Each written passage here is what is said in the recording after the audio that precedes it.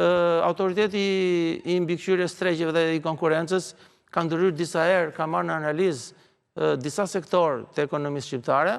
bile para disa vitesh ka bërë ndryrje edhe në tregun e drithrave dhe të prodhimit të bukës, tani edhe në këtë telefonin celulare dhe në sektorin e karburanteve, problemi i energjisë. Në gjithë botën, çmimi i energjisë është në rritje,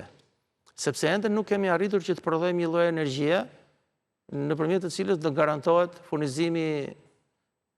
i rrjetit, s'ka rëndësi qytetar, banori zonave urbane, banori zonave rurale,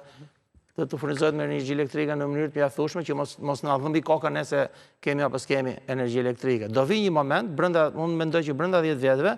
do ketë disa lloje të tjera energjish, të cilat do bëjnë mundur që të furnizohet e gjithë bota me energji, pa patur nevojë që edhe të paguajmë shumë energji elektrike, por puna është për këtë periudhë. Ne paguajmë energji elektrike shumë më lart se ç'paguon energji elektrike Evropa. Faturat e dritave në Shqipëri,